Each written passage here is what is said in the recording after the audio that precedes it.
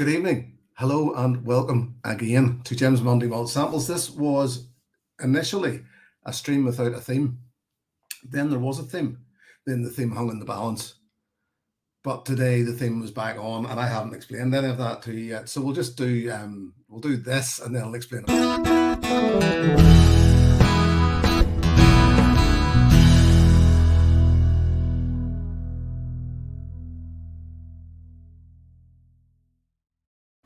Yes, right. What I will do first actually is get into the chat and just say hello to everybody who's here. Drew from AZ and Menno, and Drew from Arizona and Menno in Early Doors. Good to see you guys. Daniel Vermaas in.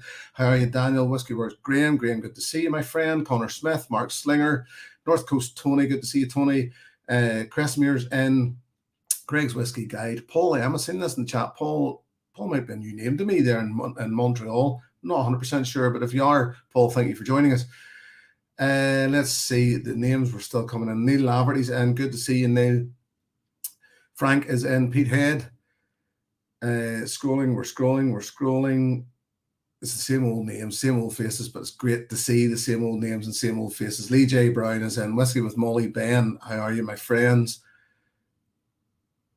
And let's see, I think that's me down to the bottom for now. So, yes, I was saying this was the welcome to 2022, by the way. John McAllister, still coming in. Good to see you. Highland Hamish and N.A.S. Yes, Hamish, we were supposed to meet at times. Stefan Novak. Oh, yes, good to see you all. So, yes, welcome to 2022. It's a bit bright on that side. It's about time I get these kicked off again. And it was a stream without a theme. I hadn't planned. It was literally just welcome to 2022 because I haven't done any. I took a month off, as most of you will know. Glad off it, but glad to be back. It is actually good to be back. I've missed it. I really have. And good to be back reviewing all my reviews. I think I told most of you anyway, but all my reviews that went out in January and the first week of February were all recorded in December. So I hadn't actually reviewed anything, and I had a completely dry month in January, which I will never do again. Jimmy Jazz is in. How are you, Jimmy? So I hadn't planned, as I said, this was just going to be hello, welcome to 2022. Then Roy, our good friend Roy Aquavite Duff, contacted me around the middle of last week and asked would I come on to the V pub last Thursday night. And me, never one to refuse. I said, yes, of course I will, Roy. And he popped some samples in the post for Thursday's V-Pub. But I didn't get them in time for the V-Pub for last Thursday. So Roy and me come up with this plan between us then that as much as I didn't get the samples for last Thursday's, the Peat Fest basically it was on the V-Pub, that I would then give my opinions on my own live stream. So I was actually very, very glad when I got the samples today. Of course, I was delighted when I got the samples today that this, and you should be able to read this was inside it, but it just said, no challenge this time, Jim. Just your thoughts and preferences. Cheers, buddy, Roy. And I was delighted when I seen that because I have a high, as most of you all know, I have a high fail rate in Roy's challenges. And I was just so glad that it was just getting the opportunity. And then I actually opened the samples and I poured them because I said to Roy earlier, we were texting back and forth, and I said to him, I'll actually sit down and sit down with these samples and try them and get through them. And the other thing that I have to tell you, now I would like to think you know me now. I am nothing if not an honest man. So I double promised, not just promised, I double promised Roy that I wouldn't watch last week's V-Pub because I knew that he would be telling people what these samples were. And I don't even know. I think I know he was planning to have cousin Kevin Grant's whiskey, Ben, the whiskey geek, and there was a third one. I believe. Oh, Sevi, I think it was, and myself, I think, were invited. Just then, I couldn't make it. So a few others come in there. Whiskey Straight, Algan, Seagavs, Drams, Luna Aaron. I think Luna's just popping in and say hello. Luna, great to see you. Hope everything's well with you. David Owen, Whiskey Straight Al, greatness for the day. Still in isolation. So Al, I hope you're feeling all right. I hope you're getting better. I've quite a few family members who are ailing. And this is something else that I just want to throw in briefly. It's a blessing, I think, that I didn't actually get the chance to do last Thursday's VPub, because in work currently, we're clearing a lot of old stock, etc. And it's incredibly dusty. You might hear my voice starting to break a bit, and it's that that's doing it. And it's just this dust, constant, 20-year-old dust in the air. So late last week, my sense of smell and taste just went out the window. So it was probably a blessing in disguise. It didn't actually get on then, because I wasn't really fit for it. And after it said yes to Roy, so sort of delighted when I seen the samples today and able to do this. So I'm going to go in. Use anybody that watched last Thursday's VPub, and I'm sure, like as usual, most of you did, will know what these samples are. They'll know exactly what I've got in front of me. I don't. I know I have got 6 samples, and they are peated in their own way. And it was, I think, it was also great to see that from Roy, that when he said it wasn't a challenge, it was just because you see the perception of the peated thing. It amazed me, and I knew this. I was a peat fan anyway, but it was just I don't very often, or wouldn't very often, sit down with 6 peated whiskies, tasting them against each other. I don't think I've ever done it.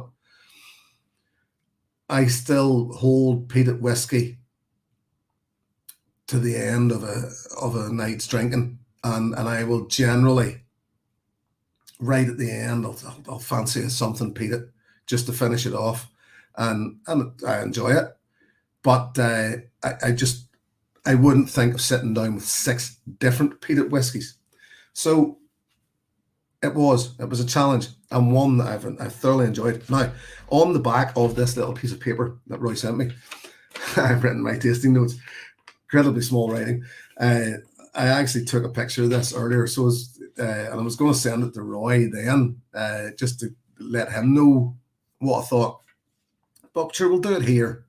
We'll just do it here. So this was the first one. This was the yellow one that he sent. And as I say, anybody who watched last week's will know what these are. So Daniel Vermaas says I got him at peat, and I think that's the thing. A lot, there's a lot of peat fans among us. Some more so than others. I know that, but it's something that I think is sort of unavoidable if you get into Scotch whisky eventually. So this is very dark, and I'm going to give you a quick run through of my thoughts on each of these. This was the yellow one. They're not in any particular order, and even my order of preference is not the order that these are coming out in. So I'll give you my order of preference later, but I'm going to break these down and explain to you what I thought of them as I came across them. So this was the yellow one. It's a lovely color, and what I loved about it so much was that there was one, and this is still something that I love about whiskey. The color difference in the two of those. It's whiskey. It's all whiskey, and it's one of those things. It's just like, is it active casks? Is it addition of color? It could be either or, but either way, I just love to see those color differences sometimes. I just had a Graham, my friend, thank you very much. Adding to the bottle, what was that called it before? The bottle fund, something like that. I can't remember, but listen, Graham, very much appreciate it, my friend. Very, very much appreciate it. I will be in touch with some of my Northern Ireland friends soon. I had an email from one of our Canadian friends. I'll explain that at another point. Roy's in. Hey, folks. Sure, I'd like to see what Jim's drinking. So there you go. Roy's going to join in with that. Jack the Picklehound, Matt is in. Good to see you, my friend. So look, right, this was dark. What did I think about it? Well, on the nose initially, I got it a little metallic, but it was bright orange. A mechanical oil. And then as it sat a while, clove. Now, this was initially.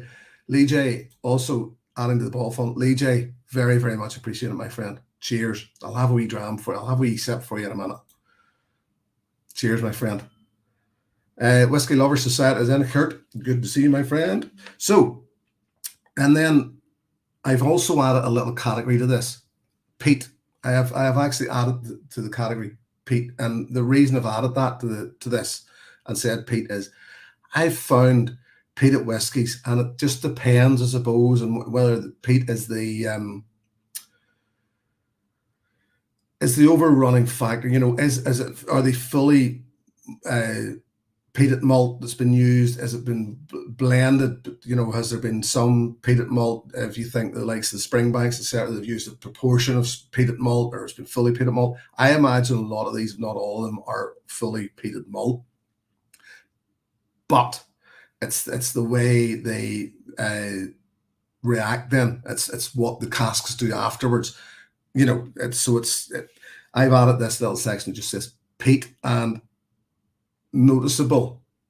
So it's the smoke. It's noticeably peat has been used, and what effect it has had on the whiskey. In this case, this one in particular, I'm saying yes, noticeable and pronounced. The peat would be one of the overruling factors in this. So there's a smokiness that comes through in the palate, and I noticed it more when I added a touch of water. I've taken it out. I've actually I've had a little dram of these. As you can see, I've broken down. I then added a touch of water with them, and then whenever I'd finished sipping them, then I filled them up. Now they're neat again, pretty much. But with the water really changed this one, and I loved it. It became very good all of a sudden. Originally quite thick, little sweet and flat a little, but then came around again. Definite smoke, a hint of coffee and cinnamon. So that was the yellow. That's everything on the palate and everything. The blue, and I'll give you my preferences at the end. The blue initially, that first one, to me had a bit of a Bamore feel about it. I was going to say around 46%. This one has a Bill Monteith. Good to see you, Bill. This is the blue. For me, a nice golden color. This to me acts like it's young. This to me noses like it's young. It's like I would either say Kilchoman or Kilkerran, even Kilkerran heavily peated. But the reason why I would steer away from the Kilkerran in this one, it doesn't feel like it's a high ABV to me. I know some of those Kilkerrans play down a bit, but this to me didn't feel as high as the heavily peated.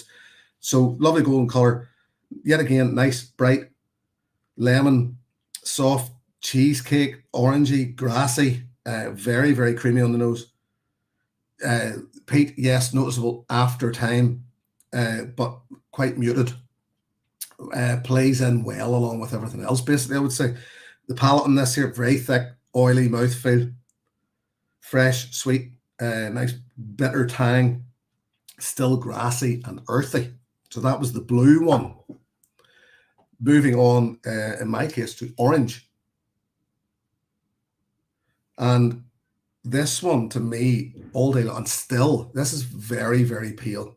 This feels like to me, like a Kalila or a Lagavulin. But I think if it is either of them, it's an independent bottling of it, something like that. I think yet again, sort of 46 to 48%. Very pale, bright, vegetative, herbal, slight hint of nail varnish and bacon. Peat, very noticeable. Old smoke. Palate, dry, smoky, slightly barbecue, nice peppery thing at the end. I really like this one. On another day, I think I would have liked it more. That was the orange. Moving on to the green. Initially, when I noticed the green, I would have said it wasn't a Scotch. I would have said it was from somewhere else. But the longer it sat in the glass, the more I get used to it, then I started to feel, is it maybe something like an Elsa Bay or something like that? It's maybe actually a Lowland something, because I like this. The green, yet again, I think about 46%, very pale, nice, bright orange lemon, yet again, hint of bubblegum, hint of wintergreen. Once again, the peat noticeable, but slightly muted.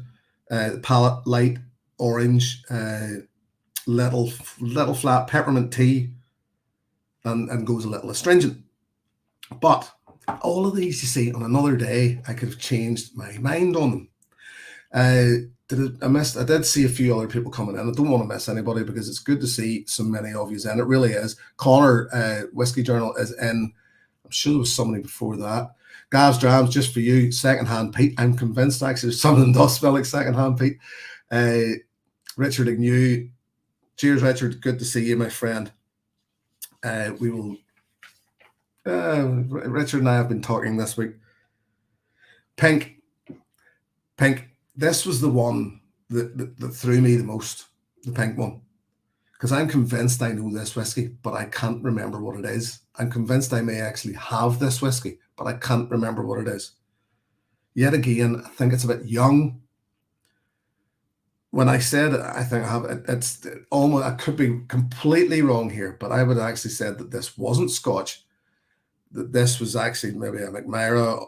And then I pulled back the Scotch again and says maybe something by Loch Lomond, something in the grains. It's a higher ABV, I would have said, but it's all oak, sawdust, table saw. Frank Pete has, and you know what I'm talking about here. When you cut wood with a table saw or some sort of mechanized saw and it burns slightly and you just get that whiff of smoke, this is all over it. I'm convinced if this isn't virgin oak, or there isn't virgin oak in this, I'm broken. I must be broken, because it just has that real funk of virgin oak about it, which I'm not a big fan of.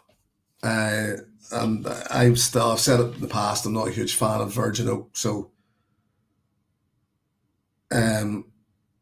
let's see. But it did have other apple Jolly Ranchers. Yes, it did get apple Jolly Ranchers on it. There is fruit there. Peat, yes, noticeable, sweet, a bit muted, palate, thick, still very woody, pine sap, and yeah, and I'm definitely convinced I've had this before. The pink one, not sure what, but. And finally, the red one. So this one I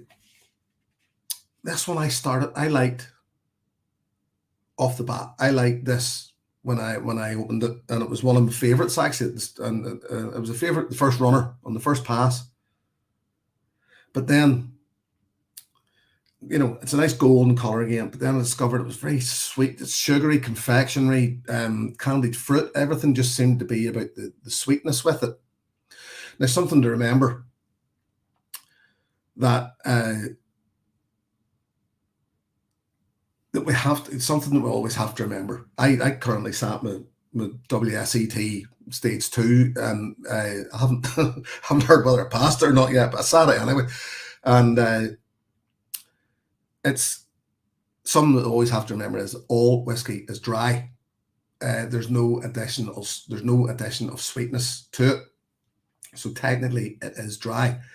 But I was almost getting into an argument with them going, but your palate will tell you that something tastes sweet. And if it tastes sweet, then it's sweet. It doesn't matter if it's dry. On paper, yes, it's dry. If it tastes sweet, then it's sweet. It's not, we're taking this out of the hands of the wine people, in my opinion. So this tasted sweet, tasted sugary. It was that powdered sugar and candied fruit. Initially, as I say, one of my favorites. Peat, yes, noticeable, quite sweet. End of the palate, yes, yet again, rich, sweet, fruity, a little dry, and sweet smoke. I initially thought when I poured it that it was maybe something like a long row, but I quickly pulled away from that again.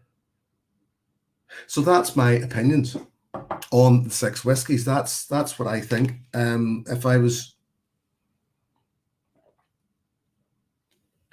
that was a lot of talking without drinking. If I was to, right, well, I suppose now now's as good a time as any to tell you what order I would put them in. But before I do that, actually, I'll just go back into the chat a bit and see. It's, as I said, it's great to see so many of you in, and I seen. Actually, that's the thing. Whiskey Works Graham saying that he loves the smell of that slightly burnt. I like it too, I must say. Not necessarily in my whiskey, in fairness, and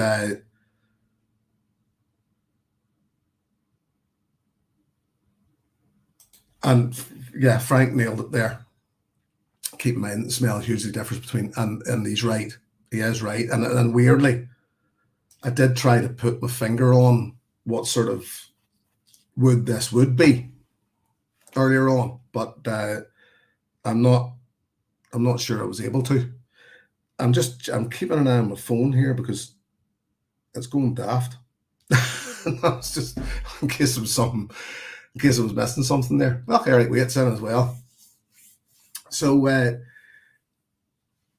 good to see you, Eric. So yes, that's my views on them. All good, all good. What order would I put them in? And I do. I'm sorry I missed last Thursday night, but I still want to go back, and I think if we're always trying, there must be some trying to put a link into it here, but I don't know. I don't have the link. Right, and now it's even changing. Now go back into these things. Roy saying he thinks it might not be. I don't know. There's a good chance, Roy, it might be something that it has to be because there's no administration set. It may be a case of there has to be somebody, and I don't have the link, so it just mustn't be posting the link here, because I know sometimes that it won't allow you to, and it has to be an administrator, it has to be somebody that's trusted.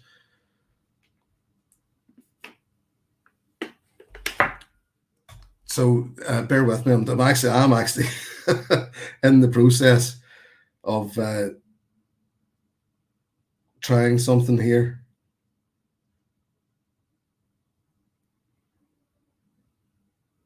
Yes, I would go. This is getting a bit confusing here. There's stuff going on.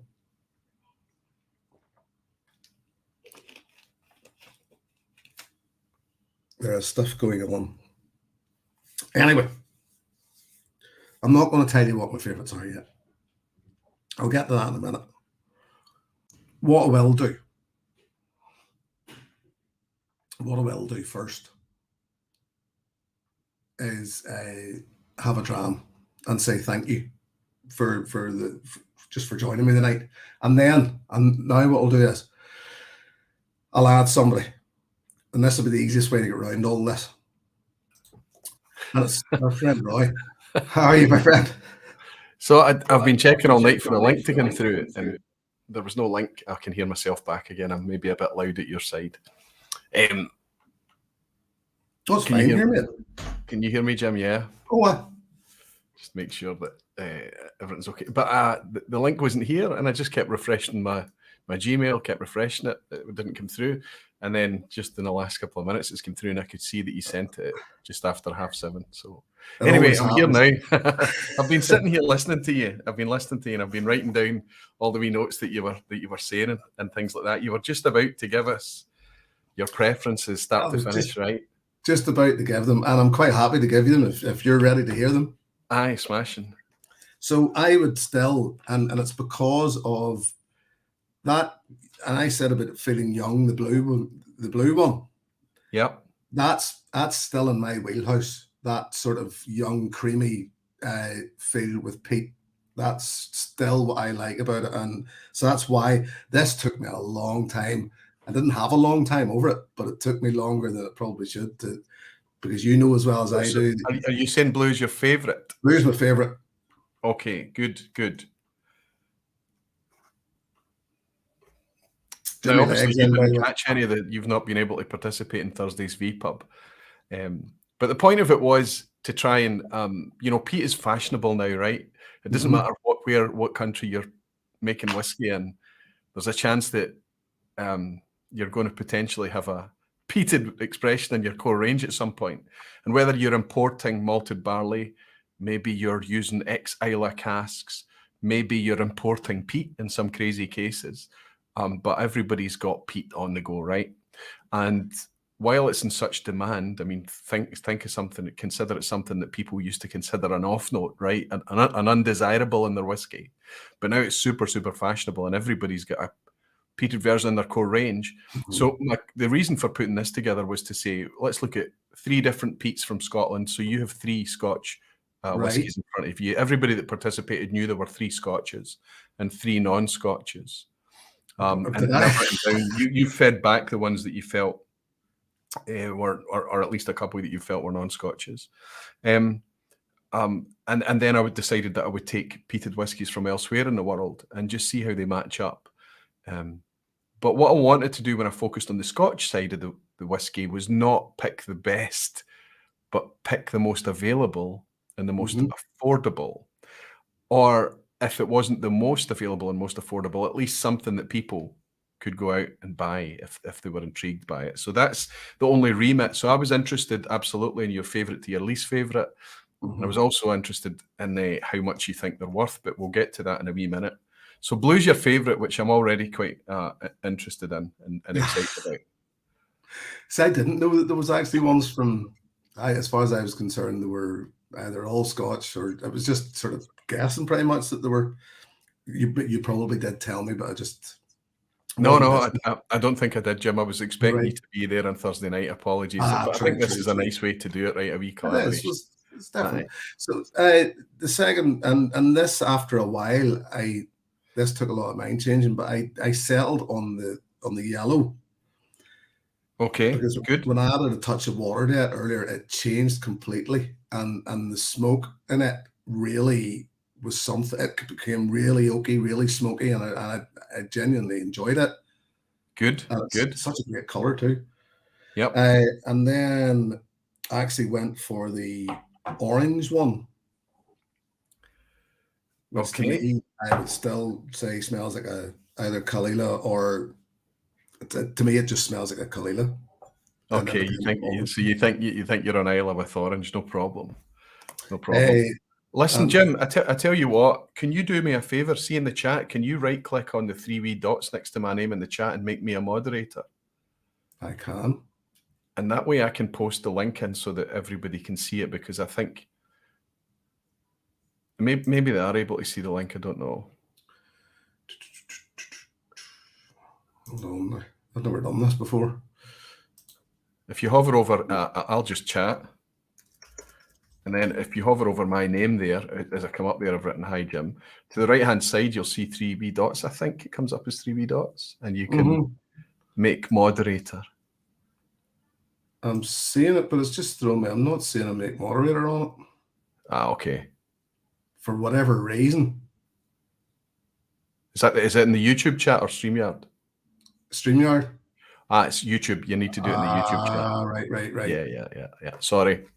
If you've not got the YouTube chat up, don't worry about it. But I think that's why I'm not able to post the links that I'm sharing. But there are a couple of people, and now I can see, so they know what we're drinking. But Greg is saying it's a bit frustrating without it. So I don't know why. I'll try one more time to drop the Google Docs link in, and that just takes them to a presentation that I had running on Thursday, so that the folks tuning in could see what you were sipping there. The first slide doesn't have the colours, so if you wanted to play a guessing game, you can. The second slide matches it up to the colours. Right. And I know that Jim's not going to click on it because he wants the buzz of getting some of it right. As I say, I have a high fail rate with these things, but I mean, there is no right and wrong in this, really, which I like. That's right. There isn't, and it was about finding out, and that's why I'm going to ask you how much you would pay for them. We didn't dwell too much on that on Thursday, but I think it's important. So we've got your top three. Your top three is blue, then yellow, then orange, which leaves you with green, pink, and red. How would you? I would go green for number 4. Righty. And then red for number 5. And pink at number 6. Mm-hmm. I'm going to tell you that your favourite to least favourite is not a million miles away from what it was. The pattern was on Thursday night generally, okay? So if I tell you just now what you're sipping, yeah, I think that's the best way to do it. Let me do a screen share. Is that a good idea? Yeah. And I'll tell you what you're sipping, and then you can play a wee game of matchup live. Or is that no fair on you? No, I'd quite do that. I'd quite happily do that. Excellent. I'll do a screen share then. Share screen, share a window, that window. There we go. And it should pop up at your side, and you'll be able to let me. So this way, Greg's Whiskey Guide out in Paris. It doesn't matter. You don't need to click the Google link now because it's actually going to be on the screen, and Jim's going to be able to see what he's got in front of him. Can you see that, Jim? There we go. Terrific. So I better present that quickly so that it takes the other one away. So there we have it. That's your drams. You've got a Yoichi Japanese single malt, peated single malt, of course. And there's not a lot of variation. There is some variation in ABV, so it's worthwhile going through. 45% for the Yoichi. Then you've got an Ardbeg 10-year-old, 46% ABV, all natural, as you know. You've got a Canadian in here. Now, what's interesting here is that the Japanese peated whiskey they're using, they're doing everything in Japan to make that peated whiskey, but they're doing it in a very Scotch style. Japan's whiskey is made very much on a blueprint or a footprint, let's say, of Scotch whiskey production. Then we've got a full-blown Ardbeg that's representing Islay, which is the seat, if you like, of peat. Then you've got an interesting one from Canada, on the west coast of Canada. You've got Shelter Point, who have put their spirit into ex-Islay casks. So you would expect that the Shelter Point then would have probably the lightest touch of peat out of this lineup. Then we've got a brand new one at a Lowland distillery, Glasgow distillery over in Hillington. They're 1770. Specifically, this peated one is famously finished in Pedro Jimenez casks. Non-age statement, a 50 cl bottle. I've always had a whinge about the price on that one there. But there we go. Loch Lomond 12-year-old Inchmoan. So it's Inchmoan is Loch Lomond's peated expression. I've lost the chat because I'm showing my screen, but that's okay. And then finally, there's got an Irish peated in there, Jim. We've got Connemara. Non-age statement, 40% ABV. Which I tore apart at one point. Well, I don't blame you, buddy, because a few years ago, I had Connemara peated and I said I would never go back again. But, you get to know folk that you trust, and they said that Connemara and, just the expressions from Kilbeggan, or Cooley rather, generally, have come along and they're getting better all the time. So what I tried to do, I tried to find a bottle of whiskey that could match my budget pick here, my super good value pick here from the world whiskies of peated whiskies, and it's impossible. The Connemara was the lowest cost I could find. There was a fairly low price one available from the St. George's down in England, a peated expression, but unfortunately I couldn't find it in stock that I could get it delivered quickly enough for this challenge. So maybe we'll visit that in the future, but the closest I could find was Connemara. So there you go, buddy. That's what you've got in front of you. Based on your notes, I think you'll be able to do a decent wee job of matching things up. I'm completely surprised because I would have said all along that there wasn't an Ardbeg in that. And because actually that was one thing that whenever I was doing my tasting notes, I didn't think there was an Ardbeg or a Lefroy in it. And yet. Yeah. I'm just grabbing the chat again to see what the folks are saying. You see, even the color you would think would give away, because that the yellow one is so dark. And the thing is, too, I will be reviewing the OHE soon, because as part of my Dealer's Choice series. So I always think these here then can lay you very bare when you don't know what you're tasting. I have to say, buddy, you've done a good job of your assessments, your general notes. I know that you were kind of throwing darts. You had no idea where you were in terms of region or whatever, but you were doing okay for the most part, I think. And I would match up with you in a lot of the things you talked about. That blue being thick and oily, and it's still something from the very first sip I had of that Thursday night. Even when I was drinking it on Thursday night, it's an interesting whiskey, and there is a thick oiliness to it. Yeah. The longer I'm sitting nosing these, I'm actually going to say that red is the Connemara. Could be wrong. Okay, you think red's the Connemara? Just simply. And is that got as much to do with ABV as anything? It has. It just feels a bit thinner. And I remember I actually wrote on whenever I added a touch of water to them, and it was generally a touch. There was some of them could take water, and some of them couldn't. There was three of them in my notes could take water, and 3 of them couldn't. And the red was one that just, to me, just felt like it thinned really quickly as soon as it was literally a touch of water it was on. It just fell apart. Aye, a wee bit too soft, eh? A bit too soft, yeah. And I remember, as I say, Connemara was actually one of my early favourites because it was an introduction to peat. Yep. And then it just, as I think that when you discover good Scotch peated whiskey, that then just fades in comparison. It doesn't, and I was quite happy to leave it behind. So that's that. Macallan Fine Rare, good to see you, Doc. Good to see Doc in. Jimmy Leggs in as well. Fantastic. Good to see you guys. There's Stefan Novak, Pete Head, everyone, all the gang. It's fantastic. All the usuals. I have to say, we can both agree though, despite you putting it kind of, you've parked it second from last, right? Almost last place, the red. But if that's the Connemara, there's nothing in here in the 6 dram lineup that reminds you of that first experience with Connemara, right? No, definitely not. There's nothing here that you would say, no, I'm not going to have another dram of that, right? There's nothing. I mean, this is the thing. I would recommend these to anybody. And to actually sit down, as I said at the start, to sit down with 6 peated whiskies against each other is something I've never done.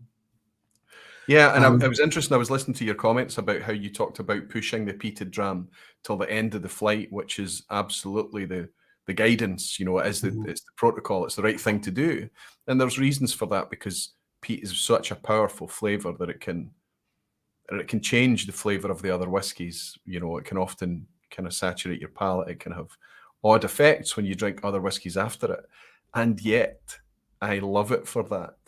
Yeah. If you're not analysing, if you're not putting together a whiskey review, or you're not diving in, you're not going to the bits and the bobs and the ins and outs. If you're just enjoying the whiskies, it's nice to jump to a fruity unpeated whiskey after a peated whiskey, for me, because it changes how the non-peated whiskey, the unpeated whiskey tastes. What I found in these was, it was amazing what one pulled out of another, and that, I was sipping in contrast. Absolutely. Yeah, I kept finding myself then jumping back to ones that I thought early on were a bit weaker, a bit, they needed something to change them, and then all of a sudden, if I know something later on down the list and moved back to them, then it found that note that I couldn't find earlier. I knew there was something there that I just couldn't put my finger on, and it took me to nose another one to bring that note out. So it's something that, going forward now, it's not to say I was ever scared of sort of putting peated whiskey beside each other, but it would only ever be me that would do it, because I don't know enough people that enjoy peated whiskey in close proximity to me to actually sit and, I mean, my father-in-law, anybody that was, he won't drink it, so it's something that is a very personal thing to me, Yep. right? I think that there's very different levels of peat because of the way that the peat has come about to be in these whiskies. There's very different levels of peat. Now, when you look at ppm specifications, if somebody tells you Ardbeg is 50 to 55 ppm, well, that's the malt spec. What actually makes it through the process and into the bottle is likely to be much, much different, much, much lower. And we don't often see that spec on the label, but we can certainly taste it. And for me, I mean, it's interesting that you talked about the weight and the heft of the peat in that 1770. Or sorry, I shouldn't be giving away too much here. Yes, you were talking about the ones that were particularly heavy on peat stood out for that reason. They made themselves obvious by the amount of peat that was in the bottle. So although it might not be specified on the bottle how much peat makes it, and you can still taste it. I was actually driving on the motorway tonight, and there was a van in front of me, and I think the guy was smoking pot because he overtook me and he pulled in front of me here, and I'm driving along the motorway at motorway speeds, but I could smell marijuana. And then it disappeared. And then I drove a couple of miles down the motorway, and then I end up behind the same van again, and the smell comes back. Now, how many molecules of that do you think's in the air at 70 miles an hour coming into the car? It's incredible, right? So we're super sensitive to these quite volatile compounds. We can pick them up.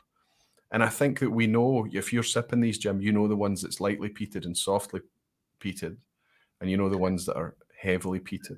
Yeah. What was interesting to me is that you picked out green as a non-Scotch and pink as a non-Scotch. So I'm going to tell you that you're correct on them. Happy days. So you've then got a 50-50 matchup there. Well, what I will do is I'm gonna say now, before I go any further, that the orange one I think is the Ardbeg then. Okay. Because that's the one, and I kept saying Kalila, but that's definitely the one that's so. Well, you said Kalila or Lagavulin, potentially an indie bottling. You talked about how pale it was. You said the ABV was 46 to 48%. You were getting all the barbecue, salt and pepper. You've got a wee bit of bacon and nail varnish and things on there. So, okay, good. So you think oranges are big? Yeah. So green and pink. Well, no, pink one actually. I'm gonna say then is either the Yoichi. It has to be the Yoichi, because it's if the shelter point is finished in X Ardbeg, did you say casks? No, just ex Isla casks. Ex Isla casks, but no, because it's just, as I say, to me that still noses like virgin oak, just, which is strange then. So that's why I'm saying I think that one, if nosing like virgin oak, is it maybe the Yoichi, because it doesn't nose like it's come from an older cask or an ex cask, which would suggest then that the green, which is a little lighter.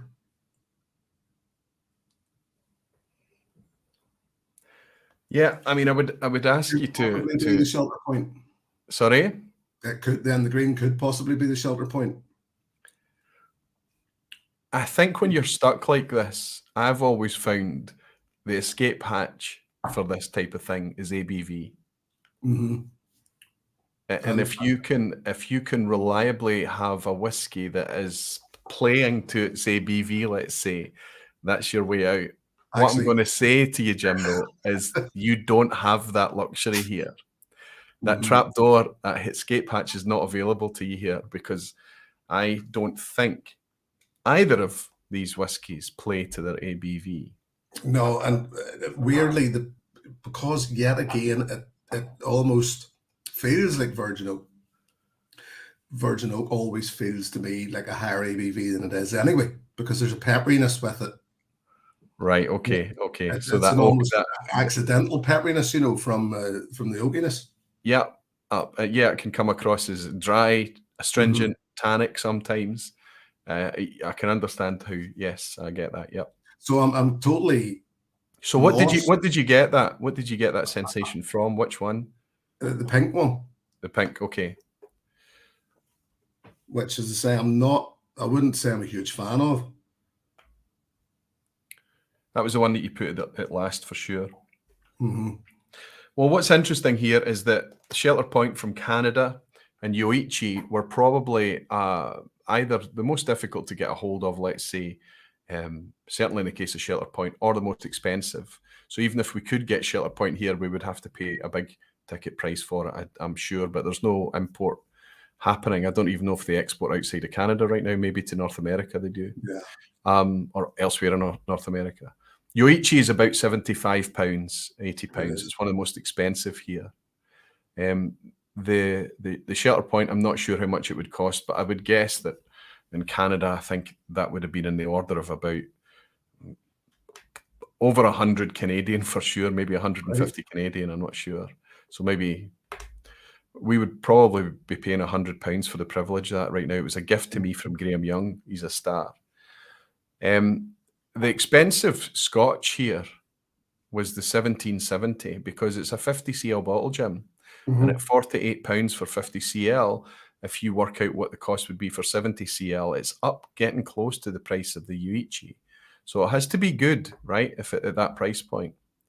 But the bargains here were Ardbeg at sub £50, often on offer at sub 40. And Loch Lomond, which is, I've never seen it above £35. And the Connemara was that same price as well. But if you were to compare the Connemara to that Loch Lomond, I don't think there's no competition there, right? Jimmy Legg is saying that the Shelter Point doesn't even make it east to Nova Scotia.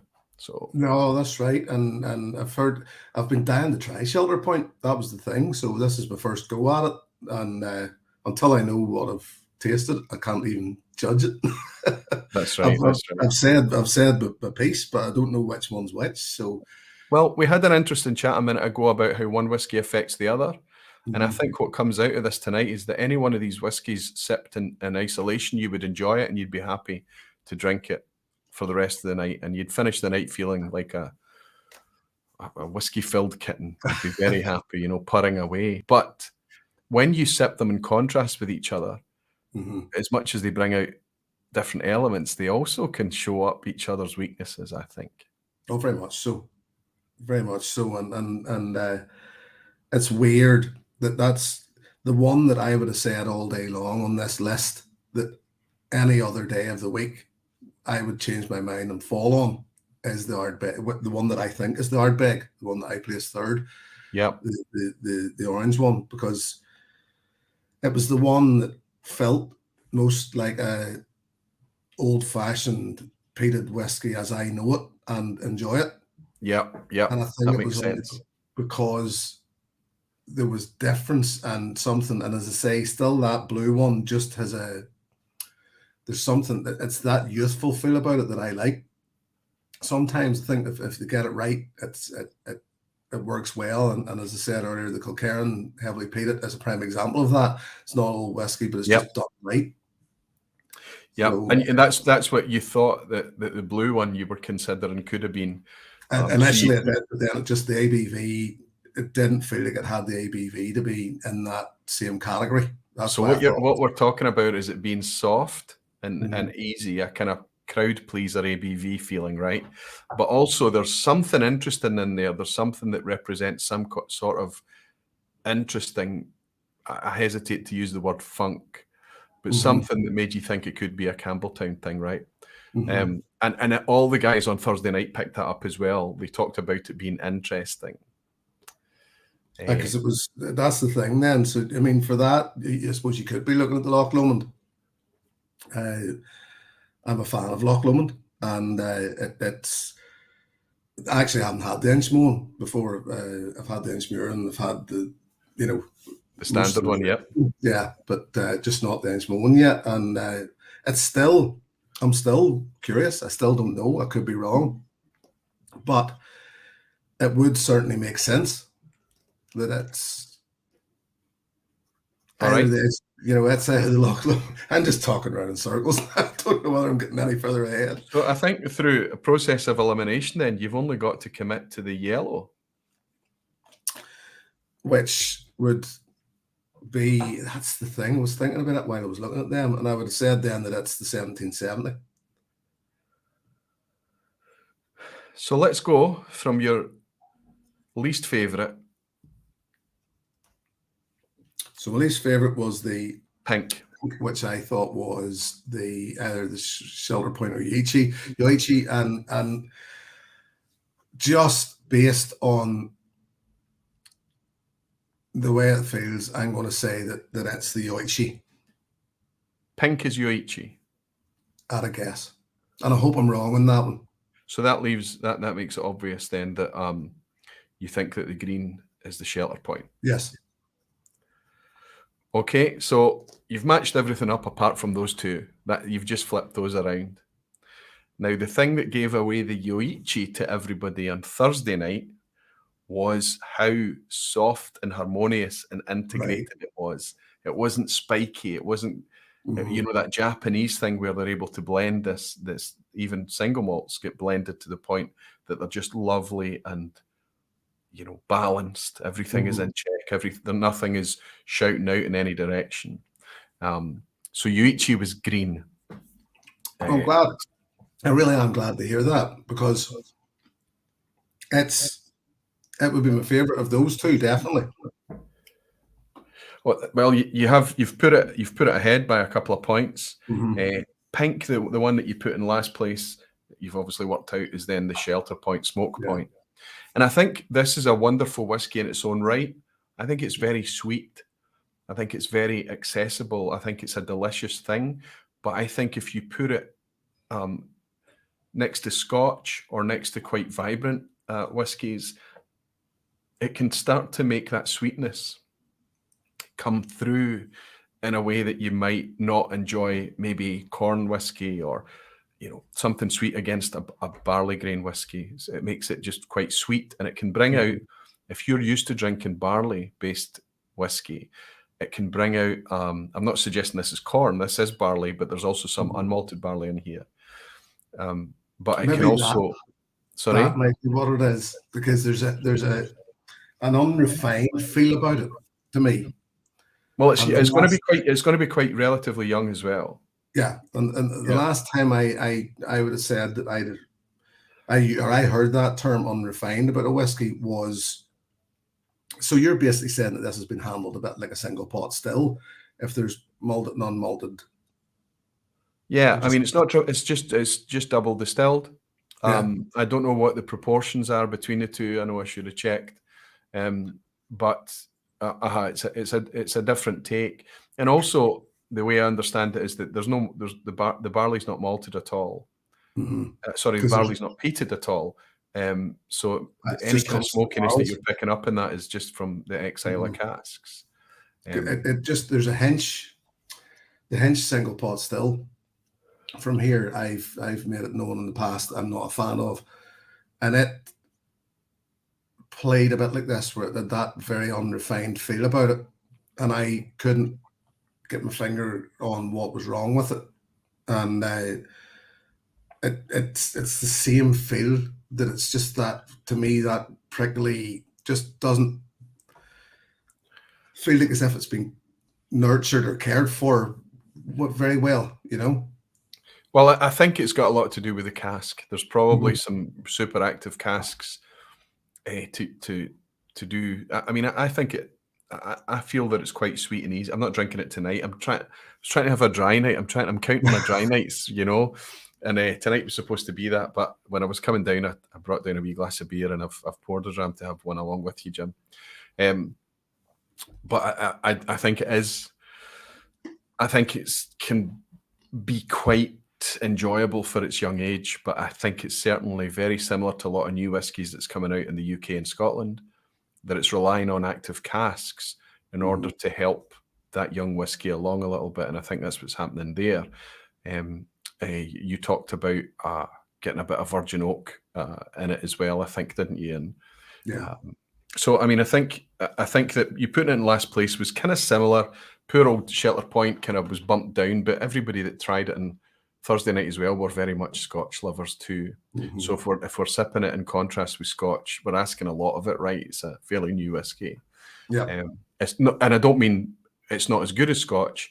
We're asking a lot of it because we're giving it to Scotch lovers who are very familiar and comfortable and looking for Scotch profiles. So if you bring out that kind of left field thing, a brand new distillery using a mixed mash, we are asking a lot of it. But your fifth place one was interesting. That was the budget pick tonight, the Connemara. And you got that right. You picked that as the Connemara. And you talked about it being sweet and things. But you put it near the end. Your fourth place pick was the Yoichi. So that ended up being the green. That was the one you thought was the Shelter Point. But from here on in, you've got everything right. So you're scoring 4 out of 10 if we're going to score this thing. Your third place was the runaway winner from Thursday night, which was Ardbeg 10.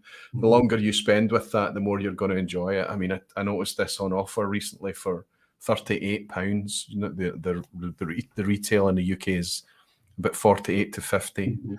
And I've talked about it being the new Guardian of Islay. If Lagavulin 16 is going to go out of reach now on price, don't even worry about it. It's not even naturally presented, whereas the Ardbeg is. Yeah. And that lovely, thick, oily mouth feel. You got the tasting notes spot on. I just wanted you to say soot or ash. I find it to be the most overtly sooty out of them all. But you picked up on the salt and pepper, right? I would say there's two whiskies that I'd always have in my cabinet, and Springbank, as long as I can get Springbank 10 and Ardbeg 10, they'll always be there. And there's whiskies as much as I love and enjoy. And you mentioned the Lager 16. When it runs out, that price is... I watched that price going up a year and a half ago, and it was starting to creep then. And I just... Even then, I was a bit disgusted and disappointed that it was, and I kept reminding myself, it's 16-year-old whiskey. Yep. It's got that age. But I think it was just because we were so used to it being at an affordable price. And as you say, it's not naturally presented. So we just, No, we were happy to hold it up and celebrate it. A 16-year-old Islay single malt for £50, fantastic stuff. But the retail chain, lots of people were complaining about it being too cheap. We weren't complaining about it being too cheap. We were celebrating it for that. But what's happened now, forget about the age statement on the bottle. We can't focus on age statements. We have to drink the whiskey and consider, is it worth the price? Yeah. So now Lagavulin 16 is going to be judged as a £75 bottle of whiskey. I'm sorry. In that territory, it's going to have to work a hell of a lot harder than it's ever done, and it's not up to the task. No. This is it. 100%. And I think there's, especially with a lot of the newcomers that are pushing their way through, and even, when they're young whiskies, young non-age stated whiskies, which are treated with respect, they're presented the way we want them presented. And as much as they may be a wee bit higher in price, they're still competing and pushing Diageo and saying, look, why then are you charging these extortionate prices for a whiskey that's been around for a long time and we were able to afford, and then all of a sudden creeps out of that boundary, Well, the V-Pub on Thursday night, I was able to prove for the second week in a row that there's a ton of whiskies out there that's much better than the new price point for Lagavulin 16. And if we go on to your second place was the yellow, which I've had a whinge about the price, but it ends up being about the same price as Lagavulin 16, this 1770 is your yellow one. You talked at length about how you liked this, and I understand why. It's a full-on blast of peat with that really sweet Pedro Jimenez sherry cask influence. What peat and sherry just works. When it's done well, it really works. We love it. This is a good whiskey. I wish it was a bit cheaper. But compared to the Lagavulin 16 at the same price point, This is natural, 46%. The colour in this bottle is from that PX cask. So suddenly you're looking at something that I ignored, and I say, well, okay, if Diageo is going to make me pay £70 for my Lagavulin, what else have I got out there? Well, I've got this. And I think this is better than Lagavulin 16, even side by side, despite being a third of the age. In fairness, I don't think I would pay that sort of money for it. I like it, but it's one of those things that I still, I have to have no option. That my budget dictates what I buy. Yep. And as much as I enjoyed that, I wouldn't pay that sort of money for it. I get it completely. I've had a whinge about the price from the beginning for the Glasgow distillery. 50cl bottle irks me as well. You get through it so much quicker. I don't care what anyone says. 50cl bottle's difficult. Yeah. But they've chosen their path, and they've chosen that's kind of what they have to be judged against. What we can't judge Glasgow for now is a young rough whiskey, because that's not what they're making anymore. They're able to make good whiskey now. But unfortunately, the problem is still perceived value, I would say. I agree with you, Jim, but you're enjoying that one tonight. Definitely. You put it in second place, but the takeaway tonight is your first place guy.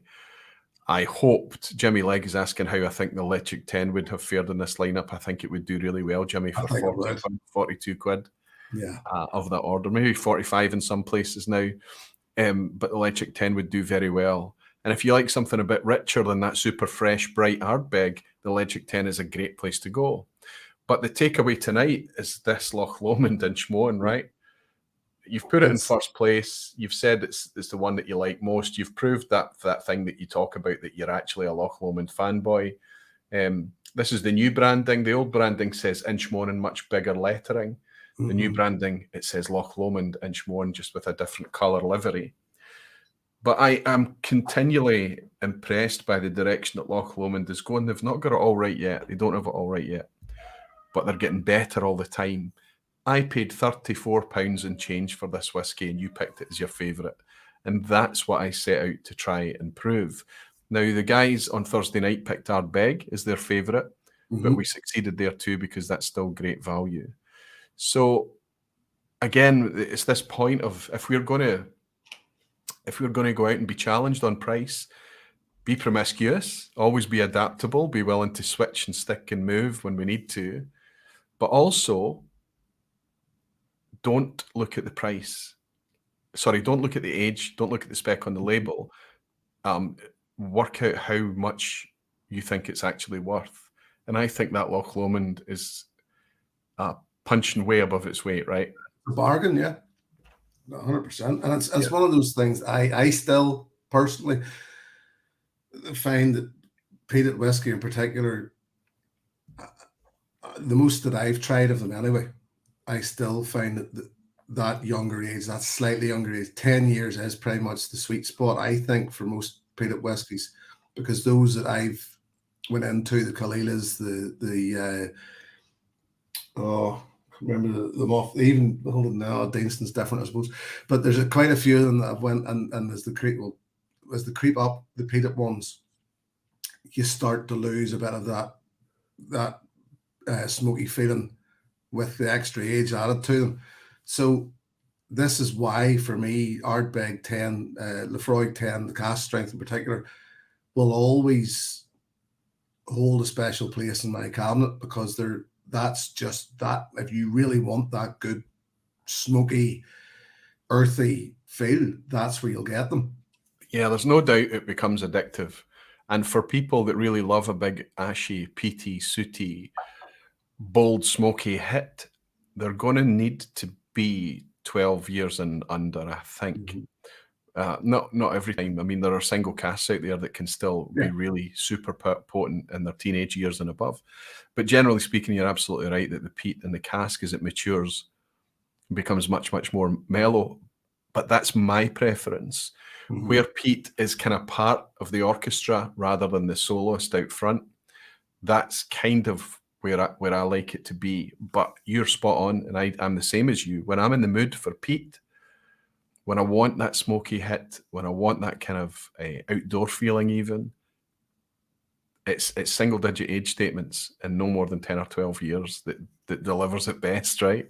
And the other thing that's interesting, that wasn't, I don't know what was mentioned on Thursday night, and it's something that, and it probably wasn't, it was never going to happen anyway, I imagine, but never once were Band-Aids, iodine, TCP, things like that mentioned. Sorry, I meant to do that, mate. Thank you.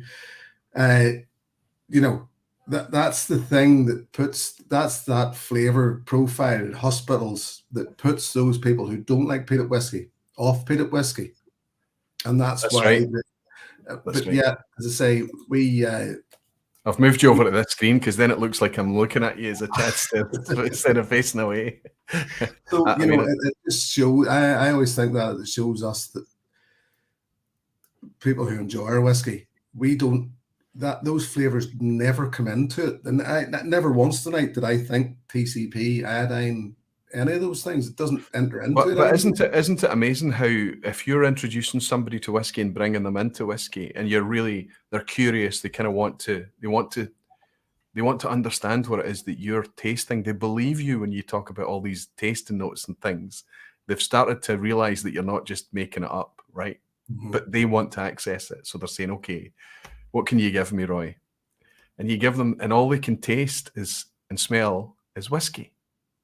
Yeah.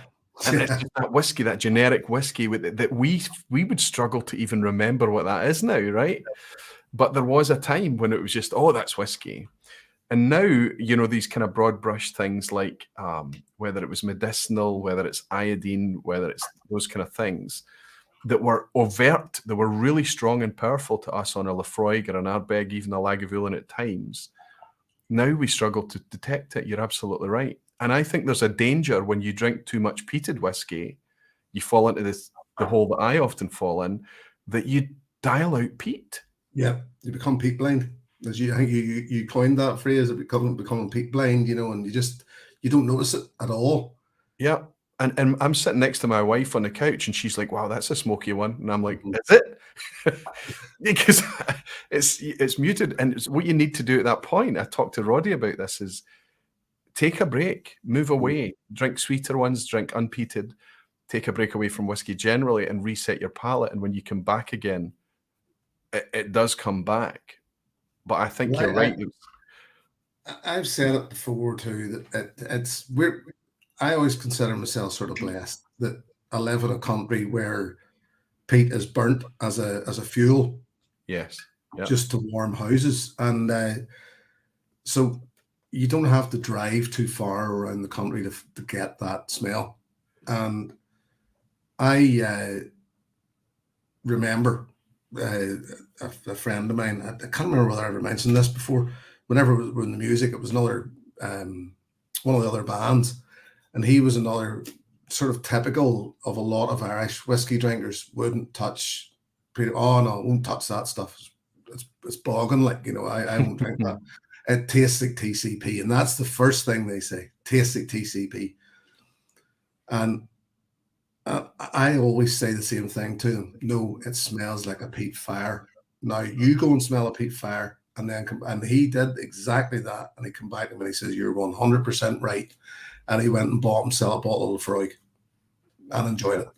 And fair play to him, he and it's separating that. And one of my challenges I would give to people was get yourself a bottle of TCP, smell it against a peated whiskey, and I will guarantee you they do not smell the same. They smell completely different. It's what your head is telling you they smell like. It's just getting that through to people, I think, sometimes. But there's those that won't. I have friends over here that massive whiskey collections and just won't drink peated whiskey, and they'll never change them, and I wouldn't try to. That's right. Oh no, I can't help. I do try. I'm a bully. I'm a whiskey bully. I'm well known for it. And sometimes I'll use subterfuge and I'll sneak things in. Right? I'll just kind of say, and I'll say, "Are you enjoying that?" And they'll say, "Aye." And I'll say, "Well, it's peated." So, the thing is that if you tell yourself you don't like, or you won't like, or you will never like, then fine, but you're kind of letting yourself off the hook, because you're saying that I'm not going to miss anything by not learning to like that thing. And that's true. You've decided you don't like it, so you don't want it. But I challenge that because all the favorite things that I have in my life, Jim, I said the words out loud, I don't like. I don't like curry. I don't like olives. I don't like wine. I don't like beer. I don't like whiskey. All of my favorite things, I know that 3 of those things that I just mentioned were alcohol, right? I'm talking about golf, and I'm talking about smoky foods and lots of things that I declared that I didn't like. Now I'm just so grateful to have them. You would even say that some of the most favorite things in my life are things that I declared, certainly in the case of whiskey, that I didn't like at one point in time. And it's kind of teaching yourself, and I don't listen to myself, I should, but it's teaching yourself to be open-minded and keep trying things. Peat is the single most effective tool I've used at converting my friends to enjoy whiskey, crazily enough. And I think you make a good point there when you talked about being in Ireland, being in a country that when you were younger, perhaps there would have been a lot more peat fires heating houses and things. And that was certainly the case here in rural parts of Scotland too. I used to help friends going back it in Donegal. And I mean, Donegal, I suppose, like, for anybody out there in the world that doesn't know Donegal, basically, if you throw a stone in there, it'll land on a pot still somewhere, because there's. But it's just one of those things that we just. It was in the air. It was just hanging in the air. Yep. Yeah, exactly. Yeah. So you didn't know if it was making some cheap hooch or heating a house or drying laundry or whatever it was doing. And I sort of grew up with it then and loved it. And it's something that I still, if I'm going to light a fire, I will go and buy a bag of peat or see a family member who cuts it or whatever and get some in there. And it makes for a lovely smell. And it's that thing then that rides through. And I've said it before, that I always felt blessed that I was never averse to peated whiskey. It was never. I started, one of the first whiskies I had, I think, was Talisker 10. I know it's not necessarily heavily peated, but it's pretty heavily peated for sure. Yep. So it didn't feel like something outstanding to me. Sorry, I know we're getting a bit of spamming going on in here, and any other time I would throw a moderator in, but I'm going to wrap this pretty soon anyway, because I did say to Roy earlier on that we wouldn't run too long, because. No, don't worry about me, my friend. Daniel Vermaas is talking about how it was our Big Ten that got him as well.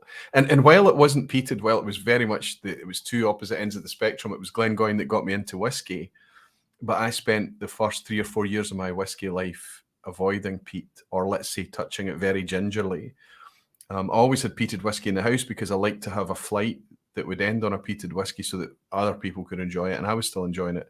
But it was buying that bottle of Lagavulin 16 in 2009, just at the right moment, the right time, everything was aligned. And that is what transformed me into being a geek. It was heavily peated whiskey that got me really super impassioned about it. And it was the very next year I planned a trip to Islay with all my pals. And I've never, ever looked back. So I've got a lot to thank it for.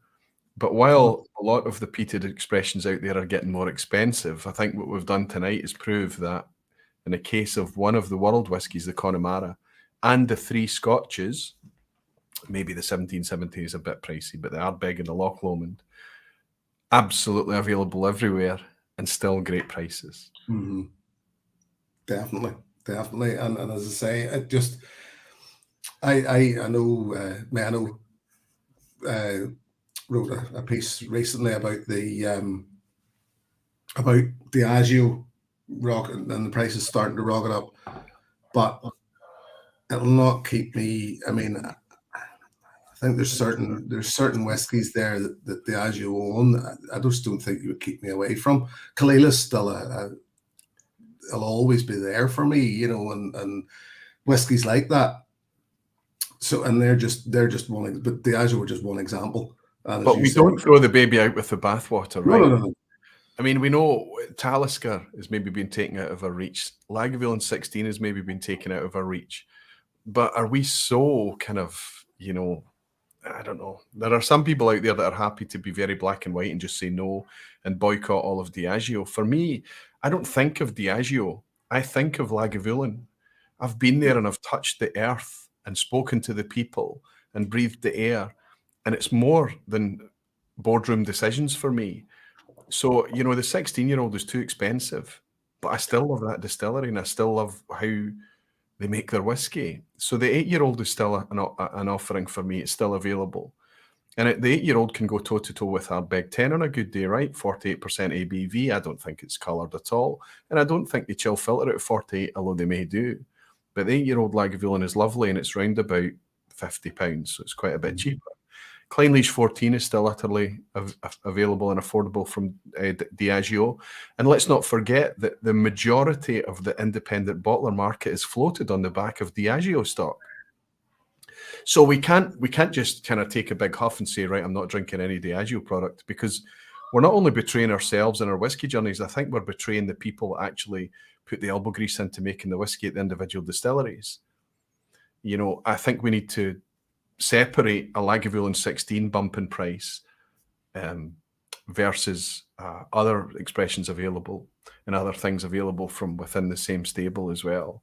I don't know if you would agree with me, but that's the kind of way I think about it. Oh no, that's definitely, you know, we're all whiskey whores here. We pretty much agree with everything that you say in most cases. But it's no, I do. I think you're right. You know, and as I say, I don't think it's going to. I honestly don't think it'll change us. I don't think it's that big a thing that's going to stop us buying other. There's plenty of other whiskey out there, which is the scary part. There's too much other whiskey out there, and it just. I think you're right, Jim, and I think that's, you know, the kind of. I'm worried that I'm starting to have people tune out now because of the messaging. It's just to continue to reassure them, because we need to stop. I've got a group of friends here. We call ourselves bottle chasers, right? Because we genuinely are bottle chasers. That's what we are. But the first step is awareness. So we know that that's a thing that is a conflict that we're fighting internally all the time. So we need to kind of constantly remind ourselves, yeah, I know that that's a really desirable bottle, but it's not going to change your life. Don't pay over the odds for it. Pay what the perceived value is and no more. Yeah. And that's a difficult thing to teach yourself to do. I appreciate that. It really is.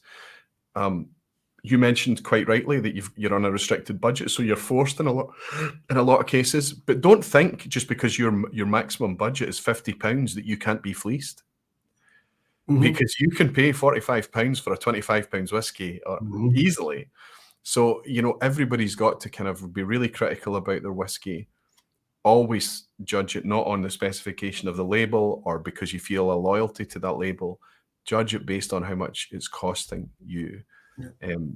And I think if with that in mind, which is why we all love blind tasting so much, Jim, right? We're often taught that it is a great time to be enjoying whiskey. It's great. Definitely. Listen, my friend, I'll tell you what I'm going to leave it with. The doc said something there a while ago, which I thought summed this up very well. So we pay extra for burnt debris. That sums up Pete, Doc. Yeah, that's you're paying extra for something burnt, dug out of the ground. Burnt earth. Burnt earth that you've dug out of the ground. But I think it's something that we've grown to love and learned to love and you know, that's why I appreciate this. It was just something different for me. Well, it was for me too, and I'm sorry that I've kind of hogged your stream and chatted. But Jim, I just like hanging out with you. I think you're a great guy to hang out with, and I'm really hopeful that these planets can stay aligned and we can hang out in Glasgow in a couple of weeks' time, right? That's gonna happen. Good. Ben's in saying, asking about Ben Romack, and unfortunately I don't have any intelligence there. And Jimmy Leggs asked an interesting one that we could both answer potentially. Jim, when do you think you should stop buying more whiskey, and how much can you possibly even share? Well, Jimmy Legg, Jim, Whiskey Novice and myself are in the luxury, the fantastic position where we can use the channel as an excuse and we can buy these whiskies so that the community doesn't have to, right? Yeah. Yep, and that is stay open on the shelf and they don't get finished. Exactly, that's an excuse. And as I said, somebody said it in the Facebook Aquavini Barflies last night about open bottles. Can't remember who it was, and I'll not repeat what I said about how many I have. And it's just, as I said, it's not my fault, officer. Sorry, I hold my Yeah. hands up and And walk away. I used to have huge anxiety about it, but now I see the pleasure that it brings to people. I see the pleasure that it's bringing to the community. Yes, it's definitely bringing value and pleasure to me as well. And as long as all those things are in place, it's okay. There's going to be one day when we can all get together and share a big space. I'm just going to turn up with a cartload of open bottles and say, dig in, guys, and that's kind of what it's all about. And then you realize that that it's about buying bottles, it's about having those bottles there, but it's how you see those bottles and the experiences that the bottles bring can affect people and connections, friendships, moments. That's what it's all about. That's the fun of it. I agree. But you did quite well tonight, Jim, with a 4 out of 6. I'm quite pleased with that. I mean, at the end of the day, it's like, yet again, stick reviewing whiskey. Underneath it all, I don't really care. I would do it anyway. It's just something that I enjoy doing. The likes of this here. If I hadn't got them, I wouldn't have cared. Weirdly, and it's not just knowing that they are big. I should have picked that out straight away, but it was. I think it was that definite Isla feel. It had to be the Isla. Well, you said Lagavulin, you even said Kalila, and both of those are very. That's the 3 most. I could see how you could put those in the same category on Isla as Ardbeg. Absolutely, I can see it, especially that really pale color, right, and the freshness of it. So absolutely. But I think what we've done is you've reassured yourself tonight with that Ardbeg 10 why you keep it as a staple, because it's a beautiful whiskey. And the boys on Ben, by the way, Ben Clarkson kicked it out the park, Whiskey Geek, on Thursday night. Wasn't he always? Oh no, it was incredible, Jim. The performance on Thursday night, you need to go back and watch it again. Remarkable to witness. But he picked the Ardbeg 10, I think, is his favourite, as did Sevi. If they didn't, it was up there. At one point, Sevi paused and looked in the glass and said, "This is beautiful." And that's really reassuring. We've got a 10-year-old staple core range whiskey that's widely available that's causing that reaction. So let's say, here's to that, James. No, I'm looking forward to actually going back and watching that, because obviously I couldn't watch it. So I'm like, I want to see what they said. So yeah, you'll enjoy it. I'll tell you what we'll do. I'll set you in the background if you don't mind, and I'll speak to you in a minute. And thank you very much for coming in, Roy. I know it was a bit confusing because I knew you were coming on, but I didn't want to tell anybody else you were coming on. I wondered that. I wondered, is this a stealth appearance or something? Because I didn't advertise it or anything, but I just play to your instructions, buddy. And listen, you invite me and I'm here anytime, my friend. It's always a pleasure to hang out with you, Jim. Very much appreciate it. Good night, my friend. Cheers. Slanch, everyone. Cheers. Yes, thank you, Roy, for coming on. As I said, I didn't want to. I knew he was coming in, but I just didn't want to mention it because it's one of those things that I sort of, I don't know why. I don't know. But anyway, thank you all very much for joining me tonight. There was a lot of people come in that I missed because I was busy talking to Roy, and quite happily busy talking to Roy. But if I missed you, I apologize. But thank you for joining in. There was a lot of chat tonight, and it was good fun. That these whiskies were all great, as Roy said. They were all great in their own way. Weirdly, I would have just like brushed Connemara off and never looked at it again. But weirdly, it's not. This is it in my hand. Not as bad as I remember. Ben, am I coming over to Glasgow? Yes, Ben, I will be. As long as nothing else goes wrong, I will be over for the Whiskey Festival in a couple of weeks, and really looking forward to it. But until then, and the thing is, I'm hoping to. This is going to be. I'm going to try and get back into the way of doing a couple of live streams in a month rather than just one, and so I'm hoping to do one whenever I come back over from the Glasgow Whiskey Festival. So as long as that's all right with you, I'll be here again in a couple of weeks. So at that, I'll say once again, thank you very much for joining me. It's great to be back. It really is, and it felt like a kind of special way to come back tonight with that happening. So thank you once again for joining me. Thank you for the adding to the bottle fund, folks, and I will see you in a couple of weeks. Here's hoping. Here's to your good health. Cheers.